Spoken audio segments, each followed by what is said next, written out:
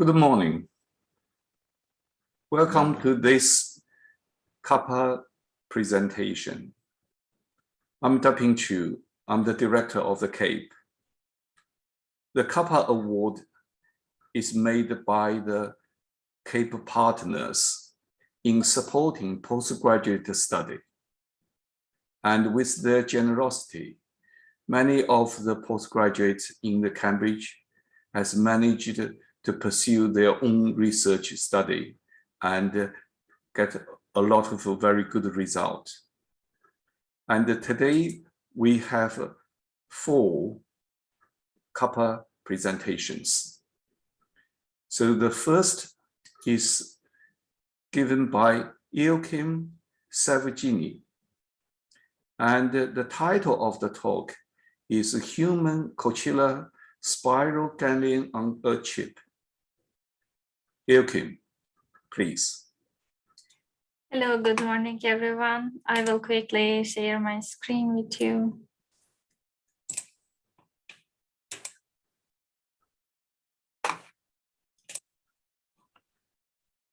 Yes, we can see it. Okay, can you see the full screen? Yeah, we can hear you and also the cursor on the screen, yes. Okay, perfect. Just a second.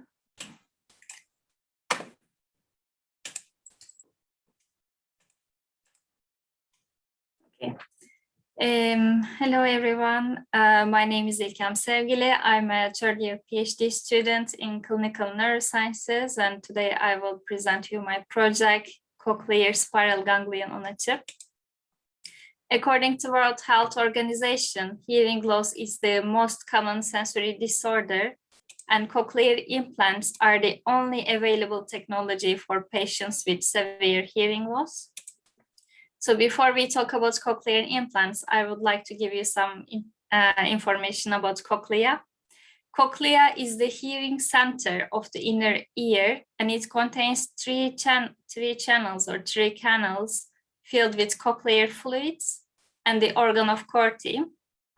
And in organ of Corti, we have hair cells.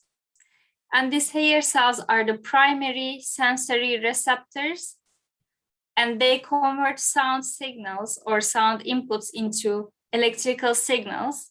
And then these signals are transmitted to the brain by spiral ganglion neurons. So now we can talk about how cochlear implants work. Cochlear implants operate by bypassing these damaged or defective cochlear hair cells and electrically stimulating spiral ganglion neurons or SGNs directly. So the outcomes of cochlear implants depend on a population of excitable spiral ganglion neurons or SGNs. What is the problem here? First, there are several parameters or limitations affecting the performance of cochlear implants. Second, SGNs can degenerate and lose their functions with aging or damage, and they do not regenerate spontaneously, which also affects cochlear implant performance. To address these issues, we need a better understanding of how cochlear implants interact with SGNs. And how do we do that? First, we need to develop a research platform that allows us to study these interactions.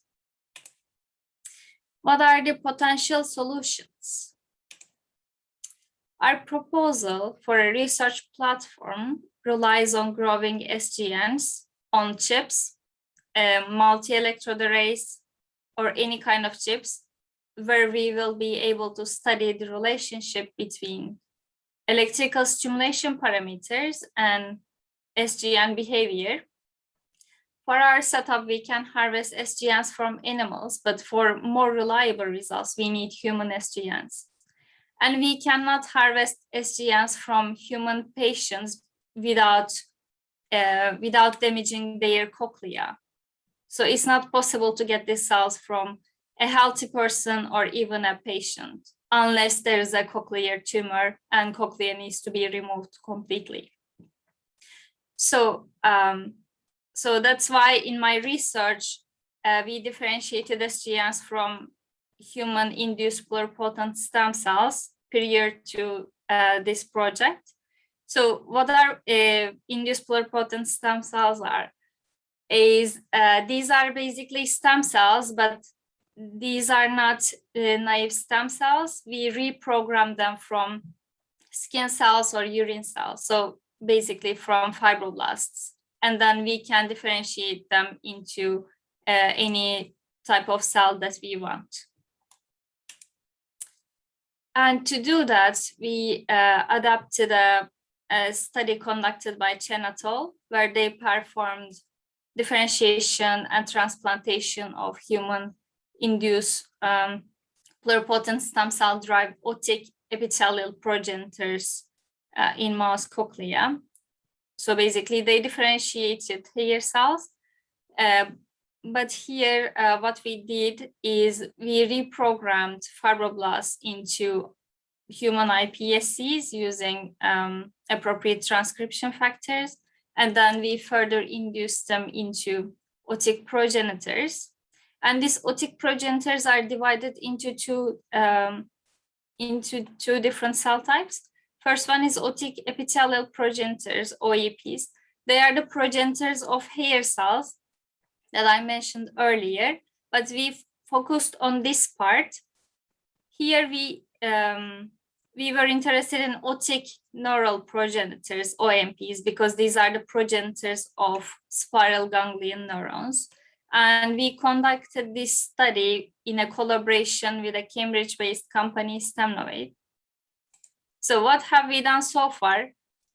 I would like to imagine this study better, so I will show you some images. So this is a temporal bone I extracted from day 3 mouse. So this is the temporal bone in our ear. And this part is cochlea, this spiral shape you can see. And this part is vestibular system. And then we further induce spiral ganglion neurons from cochlea, and this is how cells look like.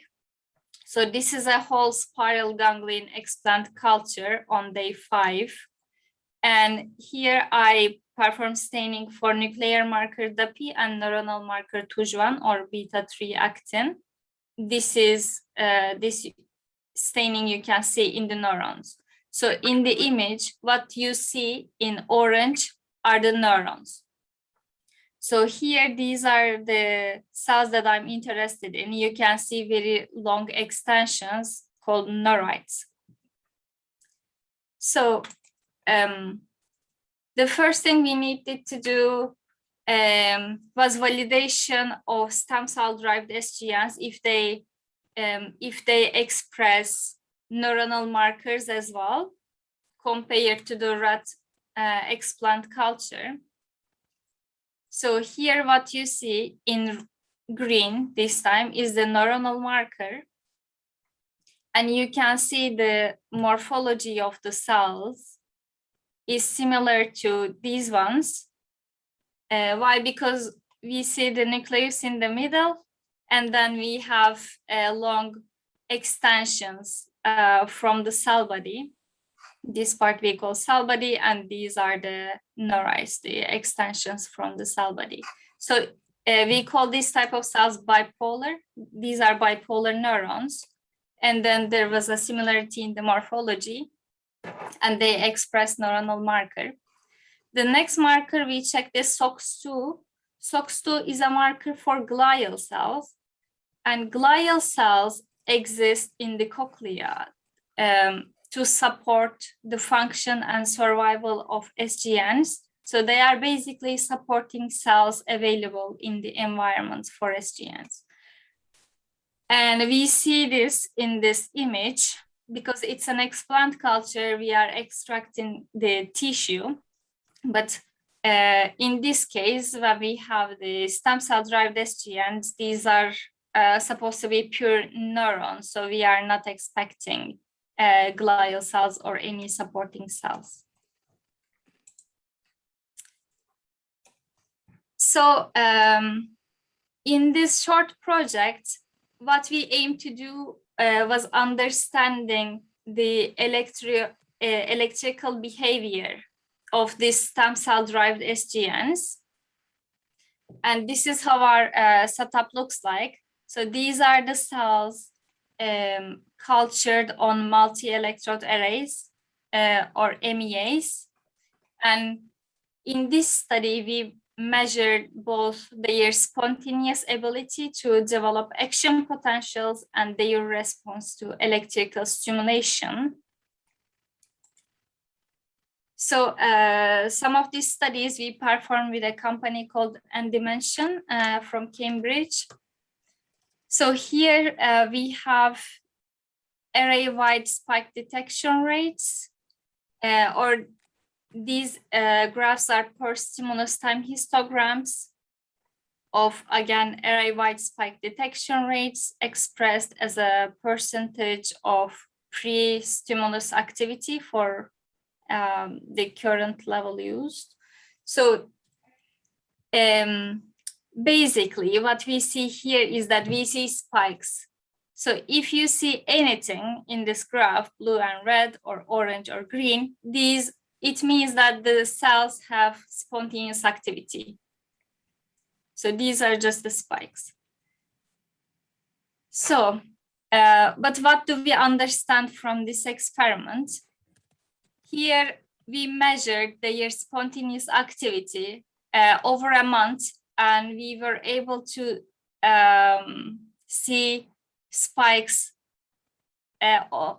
each time we recorded their activity. So it means that these cultures on MEAs are sustainable for over a month, which is promising for experiments because they take long time. So it's not just 1 week we need, but we need around a month. So that was promising to see they are spontaneously active. Okay, now we know they are active, but different neurons have different spike waveforms. So we, again, wanted to know if these spikes are similar to rat SGNs or just random neurons. And here we show that the action potential profiles are very similar to rat SGNs. Why? Because you see this very narrow, pointy, sharp waves. And these are very typical of auditory neurons. So that's why, again, the spontaneous electrical behavior was promising. So far we know these cells are active and they have similar action potential profile to rat SGNs. Next thing we needed to know during this project was to understand if these cells are or these cells can respond to electrical stimuli. And to do that, again, we performed recordings in response to different pulse amplitude, 25, 75, 150 microampere stimulation, and these are rat SGNs, and these are stem cell human iPSC-derived SGNs. And these are per stimulus time histograms of, again, array-wide spike detection rates, and they are expressed as a percentage of absolute stimulus activity for each current level. And what does absolute stimulus time means? The absolute measures are a pure representation of the recorded data. And in this case, we are, so I mentioned we culture these cells on multi-electrode arrays. And here we are simultaneously stimulating all of the electrodes using a single biophasic pulse. And what you see is at point 0, we start the stimulation, and then what you see is propagated action potentials. So it shows activity after stimulation. And again, these are different current levels. But then what can we conclude from this? So you see the action or spike in here, but it doesn't really increase significantly. Like this is not so different from what we see here. For example, this is a higher one, but again, this is not much higher than what we saw here, and it's the same for the stem cell derived SGNs. So the interesting thing is that we don't have a growth function for different stimulation rates. And the reason may be that they may have already reached maximum stimulation level with a small stimulation. So that's why we don't see a growth function, because they are already saturated with the small stimulation, which is possible.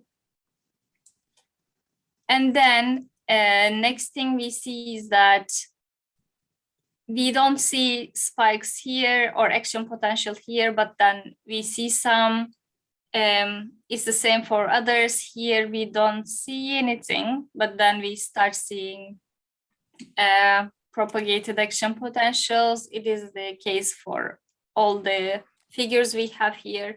And the reason for that is it is possible that neurons are stimulated somewhere and then recorded somewhere else at a distant electrode because of the neurite length, because it can be recorded somewhere, but I showed you the images, we have very long neurites. So it's possible that the recording takes place later when action potential travels through the neurite. So it can be recorded somewhere else as well.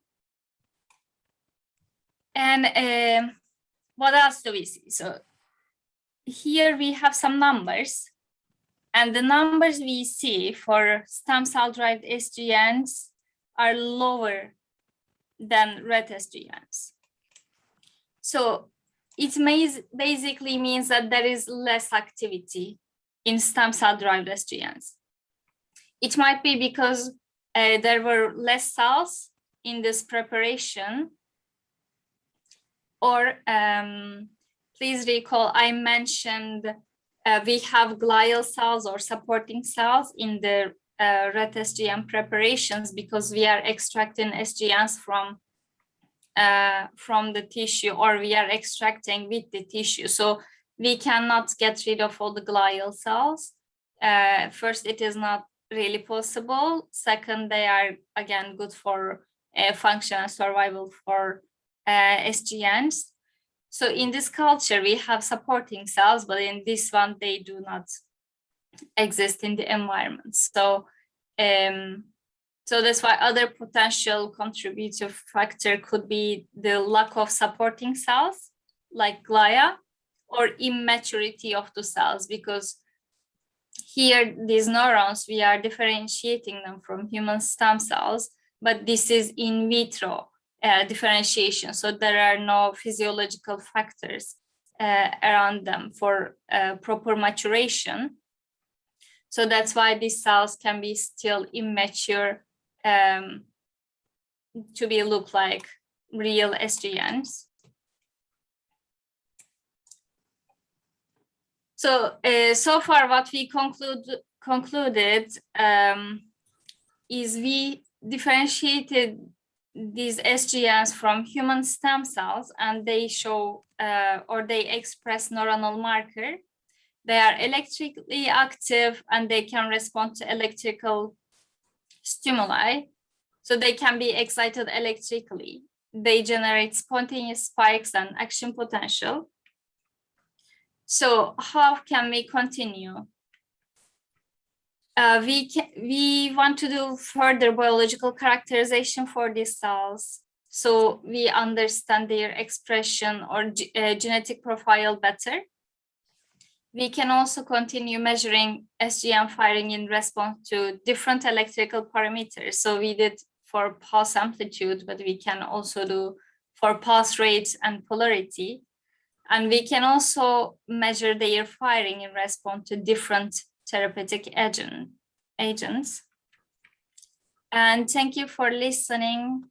I can take any questions if you have. Thank you, Ilkem. It's a very important topic and very nice work. Thank you. So now the presentation is open to questions or any comments. Hi, good morning. I'd like to book a car service for my Volkswagen Scirocco, if it's possible. Sure.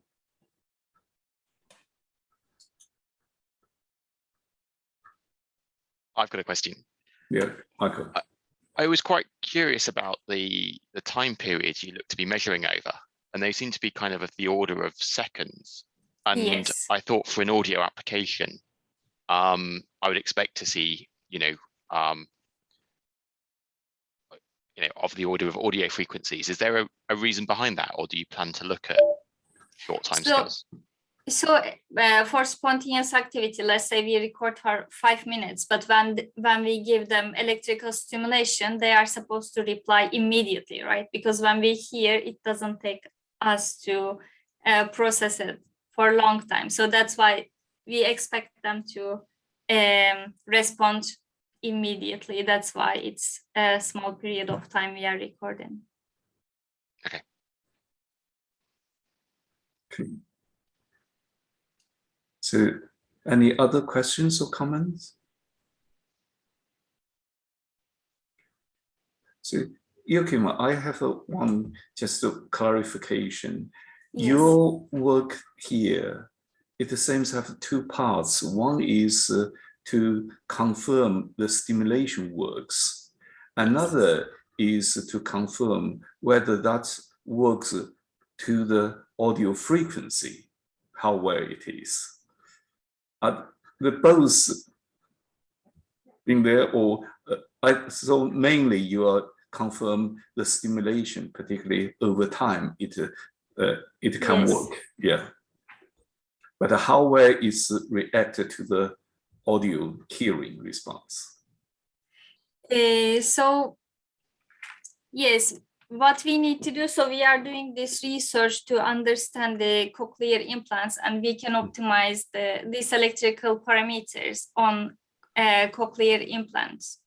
So what we are using is electrical arrays, but these are not cochlear implants, but they present or they represent cochlear implants. So we can understand their behavior, but it's again just in vitro experiments that we are doing. So it is not, again, it's just representative. It's not really, it will not answer our questions about human audiology, really. But I think this gives you room to take it forward. Yes, Yeah, exactly. maybe your postgraduate study, the next step, or I know doing things with human is very difficult, and for many of the reasons, the due diligence, compliance reasons, yeah, but it's very important, and actually many people suffering from that, the hearing things for different parts of the things. So yeah, I think it's a very nice topic. It's just a lot of work to be done. Yeah. Exactly. Yeah, a lot of work to be done. Right. Are there any other comments? If not, let's thank Ilkem for the very nice presentation and very nice work. Thank you very much. Thank you very much too for listening. Right. The next talk is the work done by Elliot Medkoff and Peter Christopher. Both of them are here. And the title of their presentation is a novel laser ablation system for the rapid maskless production of microfluidic devices. So I think we have the floor for Peter or Elliot. Elliot's running point. I'm just his understudy. Okay. Great. Can everyone see the slides? Yeah, it's now coming over. Yeah, I can see it. Good morning, everyone. So my name is Elliot Medkoff, and I'm a second year PhD student in the Department of Biochemistry in the Hohlfelder group. And our work in the group, and my work as well, is to do with microfluidics. And microfluidics is basically the study of biological or chemical applications at the by flowing fluids at the micrometer scale. And in our lab, we do particular things such as directed evolution of enzymes for industrial applications, and also scanning the environment for new novel enzymes. So this technology is key for our research, and we believe that for many different applications in microbiology, microfluidics will become more and more important. And as you mentioned, I'm joined also by Peter, who's been mentoring me on this project. So yeah, the title is a novel laser ablation system for the rapid maskless production of microfluidic devices. So to talk a little bit more about microfluidics. So as I've already mentioned, it's flowing fluids in a chip which has micron scale features. The reason it's so good is because it can be done around 1 million times faster than traditional lab testing. And also because you use micrometer size channels, and the volumes that you're working with, a whole experiment might only be 1 milliliter or so, compared to tens and tens of liters for a traditional experiment. So your reagent cost is very low as well. We already actually have been all using microfluidic devices, or at least the precursor to that, during the current ongoing pandemic in the lateral flow assays.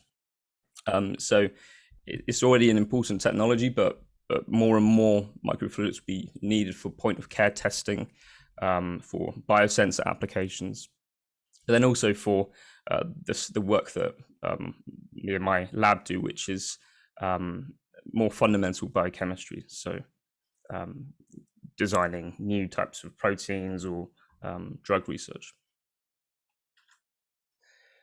So the state of the art for making the actual devices themselves is a method called soft lithography. So this is a method by which silicon wafers spin coated with a photoresist, a mask is aligned and exposed, and you're left with an indentation of your pattern.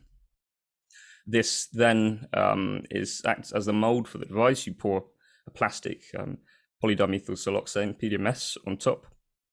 And then once it's set, you then can peel it off, and you have the microchannels basically on the top of your device. You can then bond it to glass to have a sealed channel. Other techniques such as hot embossing and injection molding also exist. However, the kind of key thing that links these technologies, and especially soft lithography, the main one, is the time it takes to develop and make a device. So for an individual device to go from the design to the actual product on hand takes around a week. And bear in mind that a lot of the work we do is still sort of a trial and error based on the chip design. This means that a slight error in the device means you have to restart all over again, and it's stalling this sort of rapid design cycle that we'd like to see in the industry. Another reason that this method isn't so good is that it requires access to state-of-the-art machinery, particularly clean room equipment. So a lot of labs around the world that would benefit from using microfluidics for their research simply cannot access the technologies for actually making them. So our proposal is to take a slightly different approach and to use laser ablation to carve out the channels. So we use a ND-YAG laser, which is focused onto a target, which then creates the the craters and eventually forms a channel if you draw the sample out. So our design looks roughly as follows. This is the most simple version of it. Simply have an objective which focuses down the laser spot to a particular focal point size. And then you have a 2-axis stage which can move underneath to allow patterning. So one of the challenges we've had at the beginning was how to actually create this 2-axis stage. So to buy a stage that is at the resolution that we need, which is micron accuracy, is a few £1,000s or more like £7,000. So we decided to take a bit more of a different approach and use these maker type equipment, which are linear actuators with lead screws, which actually can give us a resolution of below micron precision. So these are then all controlled by this Arduino extension called the RAMPS 1.4 board, which you can see on the lower right. So here's a demonstration, a picture of the quite messy wiring that we've got set up. But essentially, the controller board is linked to the drivers, which can then run each of the motors. And additionally, we have end stops on the end to position in actual physical space where the boundaries are. We chose this route of kind of going to the bare bones of CNC machining because we wanted to customize everything. If we bought a CNC stage, we wouldn't have the flexibility, for example, to add extensions such as displays, fans, or link it up to the laser to control shutting speeds. So here's a picture of the end stop. We 3D printed some holders for the end stops to fit into, and then they simply clip onto the end to give the boundaries of the working space. So the firmware that we used is actually an open source firmware produced by the community. It's called Marlin, and it's essentially a G-code interpreter.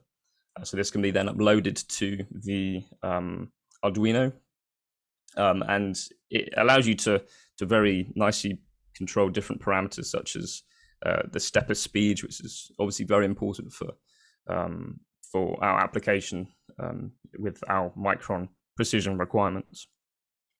It also allows integration of other things such as the end stop positioning, but also, as I mentioned, potential upgrades to the system. So adding fans to the system, adding a display, it's pretty bare bones and modular, so you can keep adding things to this to improve the device over time. So the whole process together is taking an image and then converting it to a vector image using Adobe Illustrator or Inkscape. This vector image is then converted to grayscale, and using a converter, which is found particularly in Inkscape, it can pass this to G-code. And G-code is basically giving instructions for the positioning of the stage plus other different parameters. So this G-code is then fed directly to the Arduino, and the print is then carried out. A nice thing about this as well is that you can also add commands into the script as it's running. So if there was an error in the printing process, you could send a G-code command via serial to the Arduino, and then this allows you to potentially change any errors that might happen. So as I mentioned, once you've pressed print on for the electronic side of things, we turn the laser on, and laser ablation happens by carving out microchannels depending on where the plane of focus is. So we've tested out a number of different fluences to see the minimum requirement for ablation of plastic, which is what we're using, different types of resins. And then we are also testing how fast we need to move the stage in order to create channels. So here's the full system set up. As you can see, it has these two linear actuators aligned orthogonally, which gives us a great degree of motion. It has the end stops on the sides with the additional electronics, and then on the top right, just out of frame, is our laser, which is an ultra-fast ND YAG laser. So in initial tests, we, as shown here, we've created different methods for changing the parameters of the parameter space. Here it shows microfluidics printed out, and as you can see, it's around 5 centimeters long, but there are the channels that are created around 200 microns. So this demonstrates that the channels can be made.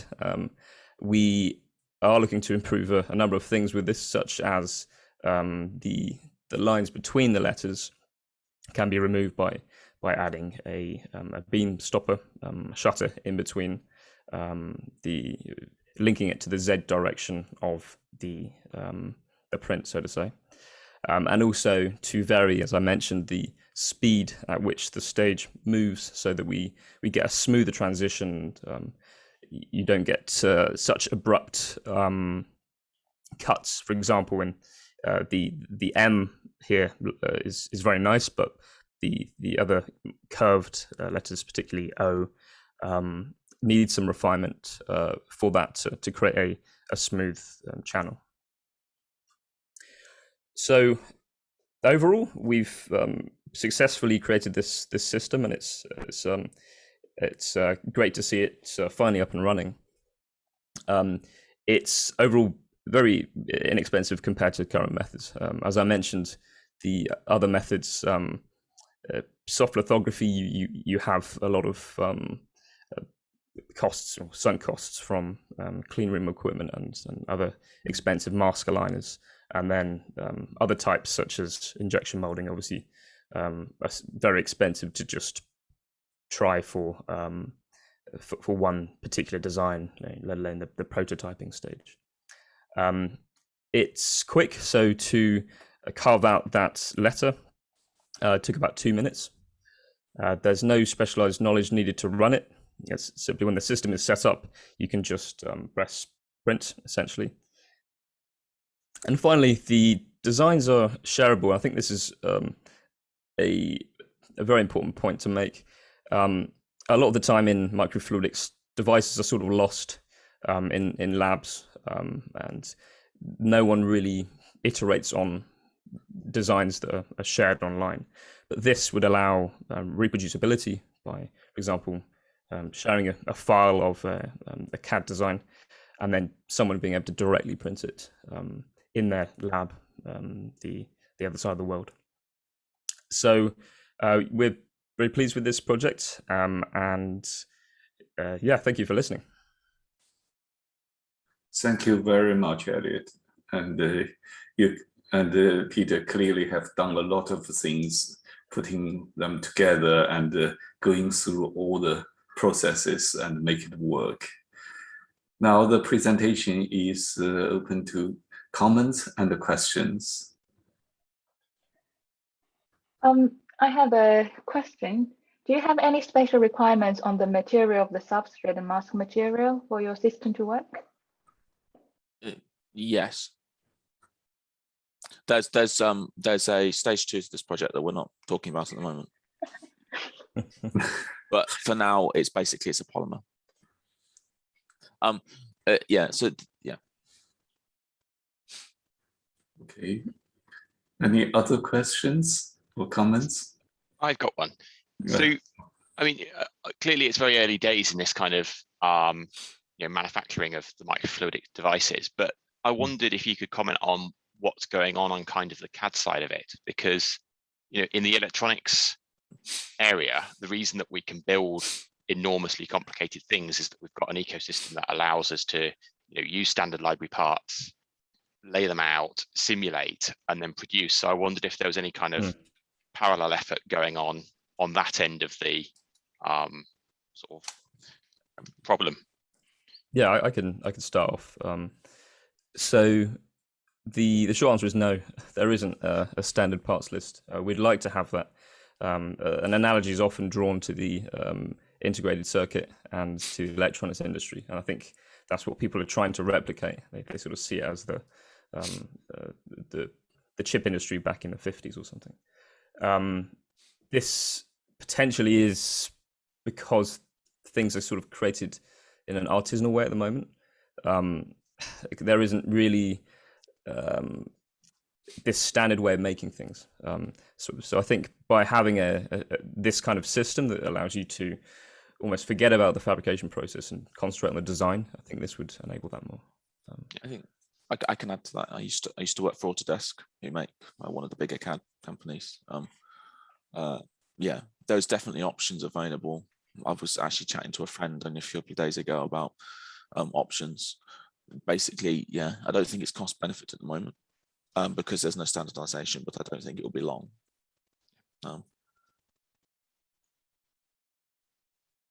Okay.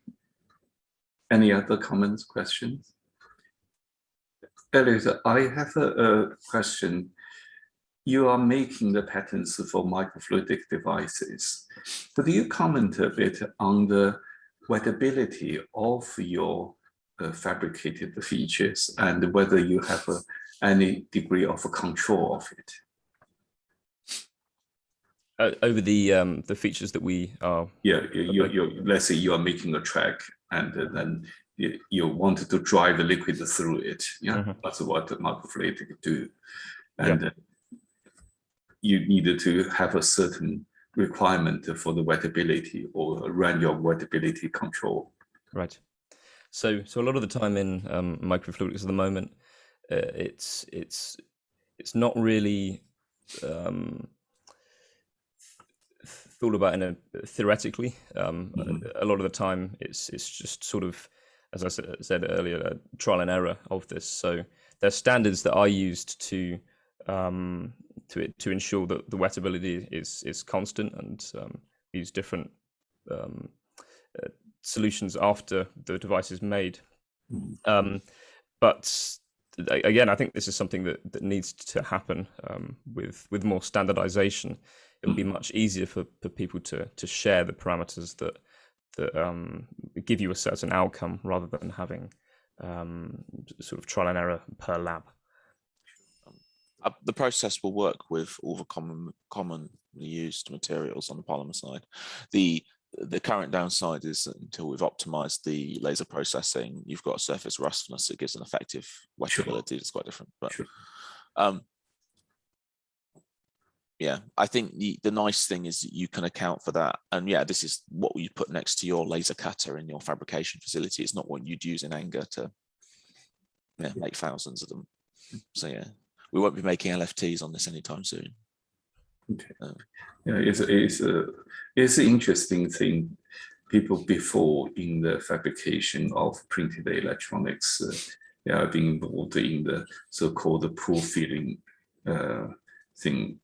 A feature I think that's patented is you open a track and then you control the wetability and shape. You can actually pull the liquid over through it, and this can be done by the surface energy or surface feature scales and different in the micro nano scales of the feature, which can also affect the wetability, can drive things through. So your laser ablation on it is modify the surface energy and also modify the surface feature scale. So there are some parameters I think you can play with. Yeah. Yeah, there's options for surface polishing, obviously, because it's ultra fast. Yeah, it's just a case of time, and like it's only in the last couple of weeks we've been allowed to have 2 people in the labs, which has made it. Yes, I can see that limitation, and but with now the facility you set up, it's working. I think maybe you could continue to try a bit more. Yeah.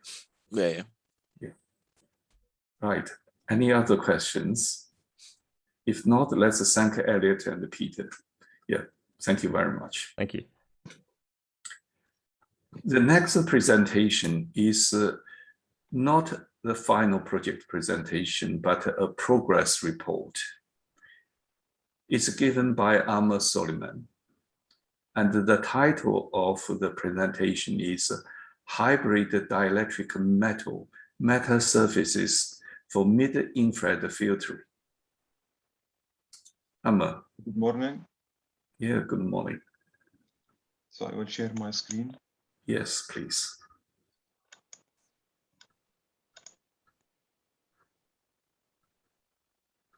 Yeah, it's coming through. So I will talk about my project, Hybrid Dielectric Metasurfaces for Mid-Infrared Filtering. So in the beginning, I will talk about the definition of metasurfaces. Then I will talk about the different kinds of metasurfaces. Then I will talk about my structures, which are hybrid dielectric metasurfaces, and then the fabrication process of my devices, followed by the results. And finally, I will talk about my future plan. So in the beginning, metasurfaces, the definition of metasurfaces or metasurfaces are arrays of sub-wavelength structures that can be used to control the behavior of the incident light. When I say the behavior of the incident light, I mean that metasurfaces can control the amplitude, phase, and the polarization of the incident light.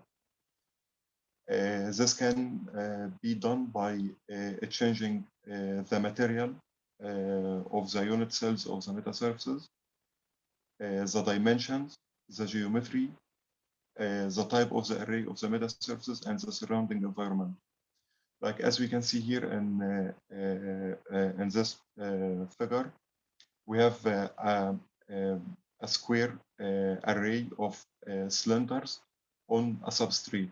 The metasurfaces are periodic cylinders, and by changing the material of the metasurface, the dimensions like the diameter, thickness, and the period, and the type of the periodicity from square or rectangle, I can control the behavior of the metasurface. I can get unusual performance, like this second plot. It's from literature. Metasurfaces was used to achieve negative refraction. Like I have incident light, and the usual that I will have like positive refraction. So, but by using metasurfaces, the authors were able to have negative refraction and anomalous reflection. So that's the idea of metasurfaces, that you use unit cells to control light in unusual behavior. So usually metasurfaces are fabricated from metals or dielectric. Metals or metallic metasurfaces or plasmonic metasurfaces depend on surface plasmon polaritons, which are collective free electrons. As we can see here, collective free surface plasmon polaritons are collective free electrons at the interface between metal and dielectric. So when these electrons are excited, when the conduction electrons are excited, they are able to generate the plasmonic response, which generates the plasmonic or metallic metasurface response. Dielectric metasurfaces, they are dielectric, so they don't have electrons, but they depend on mere resonance. So for metallic metasurfaces or plasmonic metasurfaces, because they are fabricated from metals, they have absorption or ohmic losses. And dielectric metasurfaces, they don't have ohmic losses, but they can't, the field enhancement is very low. So this is a result shown here. It's the A picture is from literature, and it shows plasmonic metasurfaces, and the structure is silver nanorods on quartz substrate. And figure number C is a response. As we can see here, that the response is the efficiency or is around 50, which is very low, and the quality factor or the broadness of the response is wide. So the quality factor is low, which leads to crosstalk, like red, like as we can see here, the blue curve. It has very broad response, and it has another peaks as well at longer wavelengths. So generally, plasmonic responses, plasmonic metasurfaces have crosstalk due to the excitation of different modes, and they have losses which make their efficiency low, and they have low quality factor. Hybrid dielectric metasurfaces are composed from both metals and dielectric. And they are characterized by reduced or very low ohmic losses, high quality factor, and minimum crosstalk. And this figure shows one of our simulated devices. It consists of calcium fluoride substrate with gold patches and silicon crosses. And here is this simulated transmission. As we can see here, the transmission has high efficiency, high transmission. More than 90% of the incident light is transmitted. And also the quality factor is very high, because as we can see, the broadness of the resonant peak is low. It is very narrow.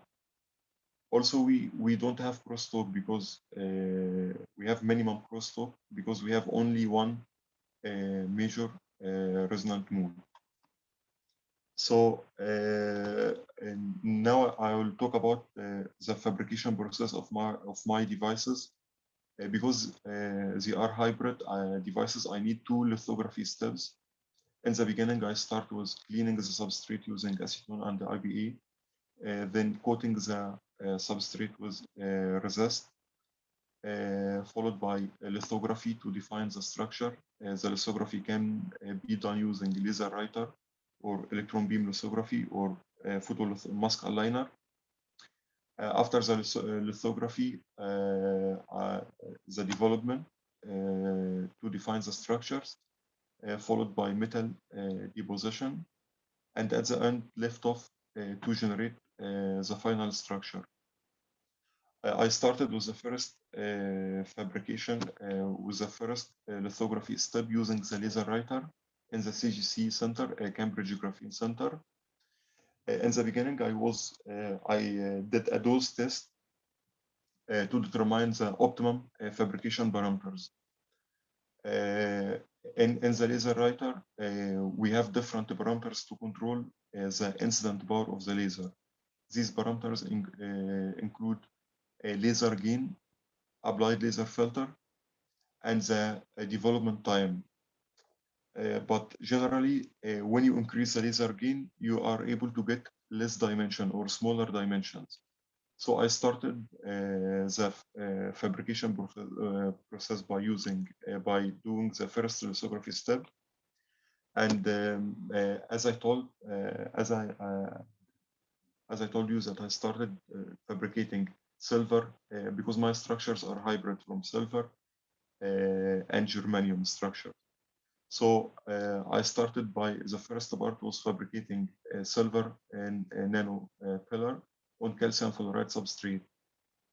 I did a dose toast by changing the gain, and the gain controls the laser power. So by increasing the gain, I'm increasing the laser power, and I'm able to get smaller dimensions. So I did a dose test. I started by gain 9.5, 10. I did, and I increased again until 20. So I found that the laser writer didn't follow a fixed attitude like at the beginning. Firstly, I started with specific dimensions. Then by increasing the gain, the dimension started to increase, which was expected, but I found that it started to increase again by increasing the gain. So I needed to repeat the experiment. Like I had 2 samples, and I repeated the same experiment same day using exactly same parameters. And these 2 SEM images for silver nanorods or calcium fluoride, these are 2 samples repeated in the same day using same laser dose, same development time, same developer. So as we can see here that the dimensions, it changes from the 2 samples. So like it's obvious from here that the diameter in the first SEM on the left image are bigger than the dimensions in the right image. So I tried to repeat the test because the laser writer, the temperature of the laser writer can affect the results, because the calibration of the laser writer was done using a specific temperature. So I tried this experiment was done at 1 temperature. I tried to repeat the same experiment using different temperature, but again I got different features. I was expecting to get exactly same parameters, but I didn't get same parameters. So I tried to, that meant to me that the output power of the laser writer isn't constant. There is instability in the output of the power of the laser writer. To be sure that this is the case, I tried to expose 2 different areas. I had a substrate, as we can see here, 1 substrate, and I did 2 exposures for the same substrate using the same dose, but at 2 different positions. Like I have position A and position B, and I repeated the exposure using the same laser dose, but at 2 different positions in the same sample. And I got, even if it was a same sample, I got different dimensions. And here the difference is very clear. So these 2 positions were exposed to the same laser dose, same development, same sample. So it was exact parameters, same parameters. So I tried to reduce the patterning area to get fixed dimensions, but this dimension was even less than 100 micron, but I still got different features. So so at that time, the laser writer, the admin of the CGC told us that the laser writer had some problems and they might need to recalibrate the laser writer, but the recalibration didn't fix the problem. And now it stopped working. So they are waiting for the company. So so I decided to change to use electron beam lithography instead of the laser writer to fabricate, to be able to get consistent results or fixed dimensions. Also, the laser writer had a stitching error. Like I tried to pattern alignment markers, because I need alignment markers, because my structures, as I mentioned before, it's a hybrid structure. So I need double lithography, 2 lithography steps. So I needed alignment markers, but even the alignment markers, I wasn't able to get clear alignment markers due to the stitching error. So I had two problems using the laser writer. The first one is changing the power during the exposure, which resulted in different feature size, and the stitching error, which didn't allow me to align the two layers above each other. So I started this week to use electron beam lithography instead of laser writer, and I did one experiment. It was this week, and this picture shows nanopillars on calcium fluoride, but using electron beam lithography. So I was able to get exact dimensions, uniform features over over a big area, like around 1 millimeter, and the dimensions were all the same. The dimensions were accurate. So my plan to continue the fabrication process is to use the ABL, electron beam lithography, instead of the laser writer. So that's my work until this point, and I mentioned that I will continue the fabrication process and present the final result in the next event in next year. So that's the result until now. Thank you, Omar. Yeah, it's challenging to really make the fine features, and particularly over a large area. It's challenging for laser writer, and especially that it has some problems. You know, now they stopped everyone to use it. They contacted the company. It's Italian company, but the company didn't agree to come here. So, but with ABL it should be fine. With E-beam should be fine, yes. And many people try using E-beam going through our route, but it takes a much longer and much complicated process than the laser one. Yeah, supposed to be quicker. Yeah. But you seems to explore the to the limit of the current setting now. Yeah. So but with EBL, my dimensions are relatively reasonable for EBL, because I'm using around in micron, around 2 microns. So my dimensions are it should be fine with EBL. Okay. Right. So any comments or questions to Amar? I do have one question regarding of how you're going to measure your device once you've finished the fabrication, because that's something that I'd also like to find out in Cambridge as well. Exactly. Yeah. So I was hoping to have FTIR with microscope. We have one in nanoscience, but it doesn't work.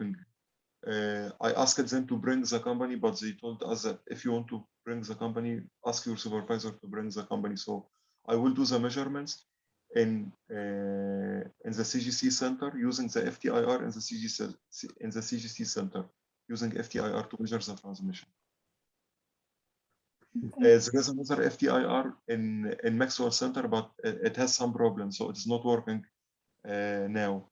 So I checked I tried to measure the transmission of calcium fluoride and some samples using the FTIR in the CGC, and it works well. So I will depend on it. But the point is that in the FTIR if you are using the FTIR in the CGC center, it doesn't have microscope.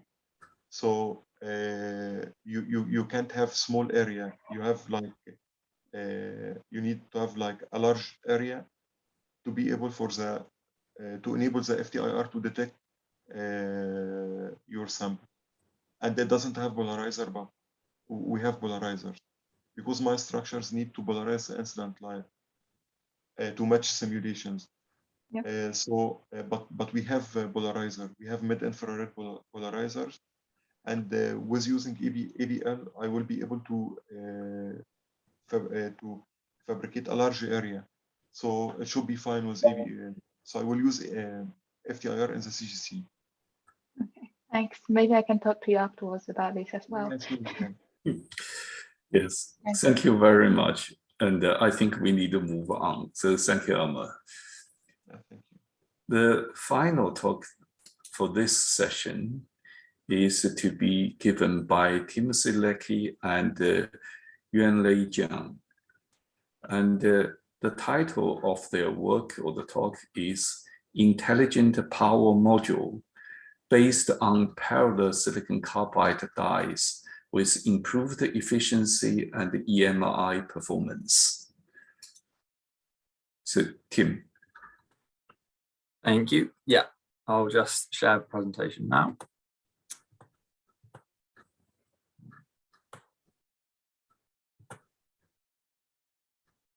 Yeah, it's gone. So, is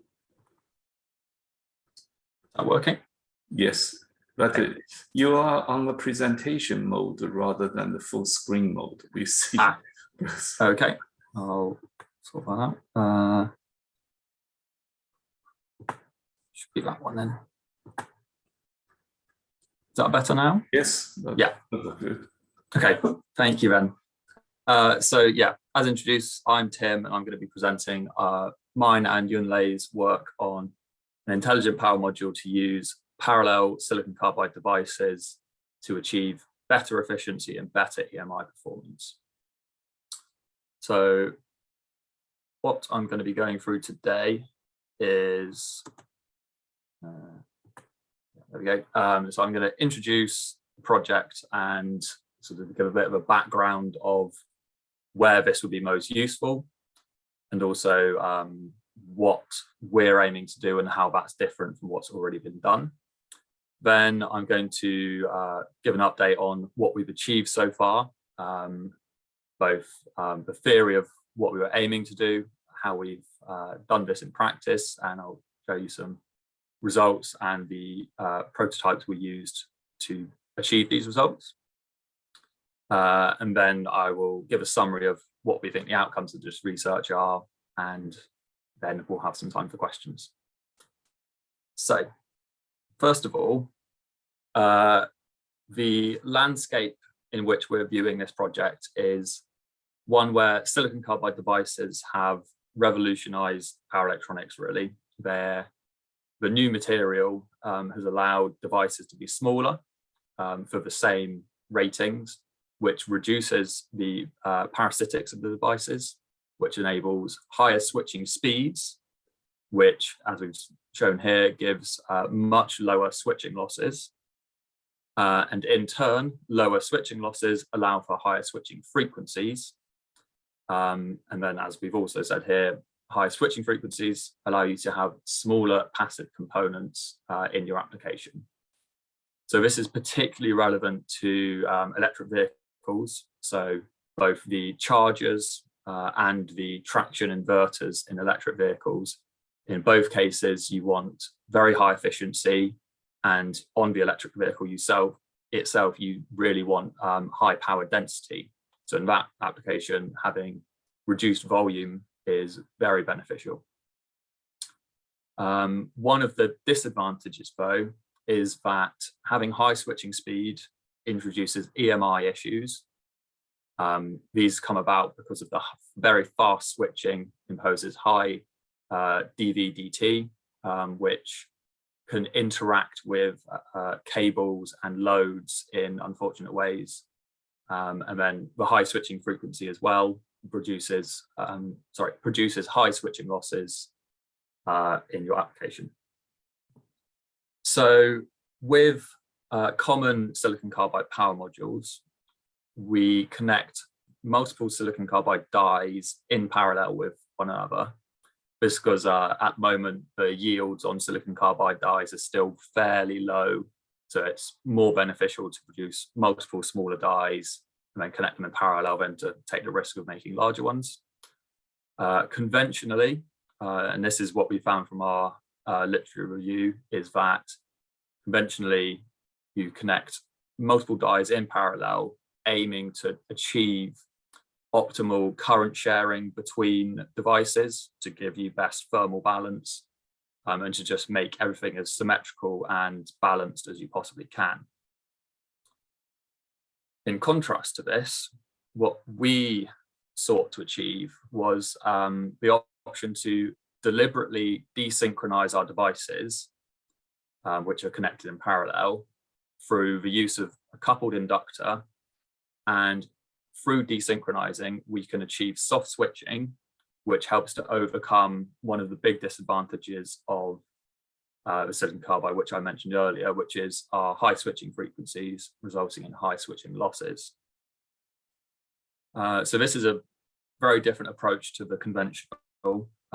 As we've shown here, we use sort of leading cells and lagging cells, which are effectively half the devices that are connected in parallel. We change their state slightly earlier, so they're the leading cells.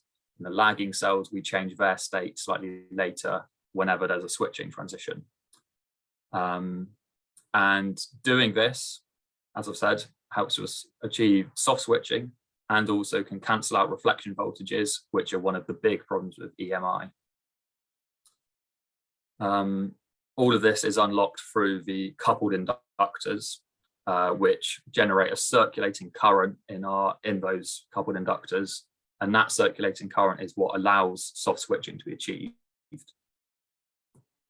So while soft switching has substantial benefits in reducing switching losses, because of the presence of circulating current, the conduction losses in our devices are increased.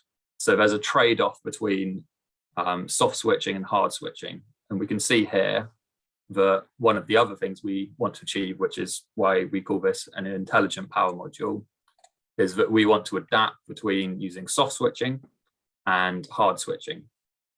For example, in the light loading of the parts of the line cycle, the soft switching is more beneficial because our conduction losses are less, so our switching loss dominates. So getting rid of switching loss is very beneficial. So there's two regions in our line cycle, a soft switching and a hard switching region, to get the best of both worlds, essentially. And as I mentioned, one of the other things that we can do is to use our desynchronized period, where some of the parallel devices have been turned on, but the other half are still turned off, for example. So there's a small schematic here which will show that kind of scenario. And by doing this, we actually unlock an extra degree of freedom where we can produce an extra voltage level, which is midway between our DC voltages. And doing that, we can use this extra voltage level during a switching event to produce a dwelling voltage, we call it. And if you match this dwelling voltage to double the propagation time of your cable, then you can actually cancel out voltage reflections. This is one of the most important things to achieve in order to achieve good EMI performance, because voltage reflections cause double the voltage stress to be applied at your load, which over time will lead to degradation of the insulation on motor windings. So in a traction inverter, as I mentioned earlier, this is something that's really important to achieve. And we're doing it without any capacitors or extra devices.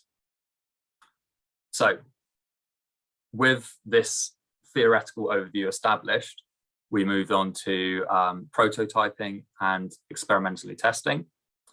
There were two routes we took to do this. There was a single phase inverter, which was used to demonstrate the adaptive soft switching. And there was a three-phase traction inverter, which was used to demonstrate the voltage reflection cancellation. So our single phase inverter, as I said, this is all about soft switching. And in the three-phase inverter, that was connected to a motor to most accurately simulate the conditions which it would be used under. So the first set of results we have, these are for our single phase inverter. And we can see here there are two different periods over our line cycle where we switch between soft switching and hard switching. So the soft switching are those periods where the trace is named ILA1 and ILA2, where, so soft switching, they have larger peak-to-peak magnitudes. And then in the hard switching, the ripple in those currents becomes significantly lower. But obviously we then have the hard switching losses. The traces here show the desynchronization between, so in the right-hand figures are VA2 and VA1 traces. You can see there's a clear delay time between the edges of these two traces. And that was what I was alluding to earlier about our desynchronization period. And we can also see it's labeled on the figures as ZVS. We can see that the gate signals for our devices are only being driven high once the switch node voltages have already been driven high, and this is achieving zero voltage switching. So these oscilloscope traces clearly show that we've achieved the soft switching we needed to. And we've also been able to, over one line cycle, switch between soft switching and hard switching successfully. Beyond this, in the light load, which is shown on the left here, it's actually more beneficial to just use soft switching all of the time. Well, and this is because the current is low enough that even with the additional conduction losses from circulating current, it's still more efficient to just eliminate switching losses. So over the whole load range of a machine, we have an efficiency figure shown on this slide, and we can see our adaptive soft switching, hard switching method is shown in blue, and this achieves the best efficiency results across the range. Whereas soft switching on its own is very good in light loading, but suffers in heavy loading, whereas hard switching is the opposite. It's very good at heavy loading, but not so good at light loading. This is particularly beneficial for an application such as electric vehicle traction inverters, because a significant amount of time your traction inverter will not be working anywhere near its peak power. So high efficiency under light or partial loading for electric vehicle inverters is very important. And this sort of module would be able to achieve that very well, we think. Then finally, similarly to the simulated waveforms I showed earlier, we have demonstrated that using our delay time between parallel devices, we have been able to cancel out voltage reflections. Yeah, this is quite straightforward, this slide, but we've reduced the peak voltage subjected to our motor from, I believe it was 400 volts down to about 200 volts. So we've halved the voltage stress applied across our insulation on our motor. And even under an adaptive soft switching method, where only some of the time we're using this delay time, this still yields benefits because the insulation degradation is a slow process. It's not a one catastrophic event causes complete insulation breakdown. Generally, it's normally that over a long period of time, higher than necessary voltage stress will cause manufacturing imperfections to become more and more prevalent until eventually they cause a breakdown. So even being able to do this for part of the line cycle, it's beneficial to reduce our voltage stresses. So overall, we think we've demonstrated very well the theory behind the power module that we'd like to implement, both from improvements in efficiency, which we've seen are unlocked across the whole load range, and also the EMI advantage of being able to cancel out voltage reflections due to cable effects. And with the combination of these, we think this has demonstrated very well that the desynchronization of parallel devices presents significant opportunities across multiple applications, but in particular, traction inverters for example, electric vehicles.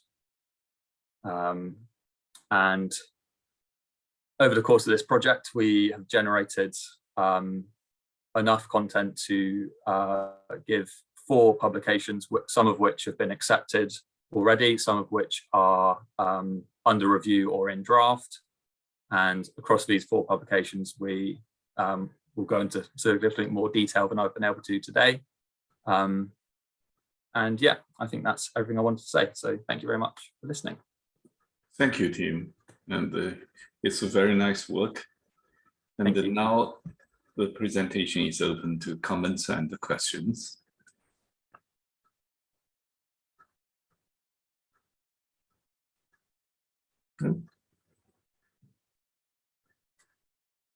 So, Tim, I have a quick question on this.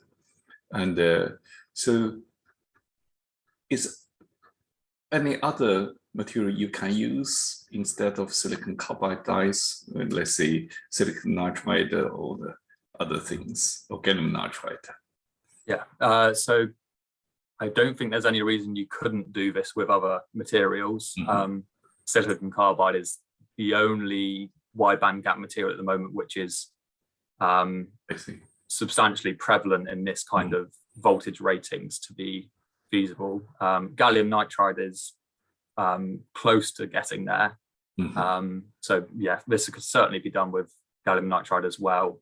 And it's mainly, so all of the wide band gap devices which allow for higher switching speeds, they would benefit from this kind of module integration process. I see. Thank you. Any other comments or questions? Just follow Professor Chu's comments on the other materials, because I work on gallium nitride and I'm not very familiar with your field, but I know that gallium nitride has been, well, gallium nitride and aluminum gallium nitride has been used in high power electronics. So if you are interested in exploring, I can get materials for you. Okay, yeah, very interesting. Yeah, wide band gap materials recently, because there are just so many shortages going on that have been tricky. But yeah, thank you. Right. If no further comments or questions, let's thank the speaker again, thank the team and Yunlei. And I would like to thank you, all the speakers, to give the presentation this morning. And thank you all for attending these presentations. And may I say, by noon at 12 o'clock, we have 2 more presentations from the postdocs instead on the Blue Sky Award projects. So you're welcome to log in again at that time. So in the meantime, goodbye. Thank you. Thank you.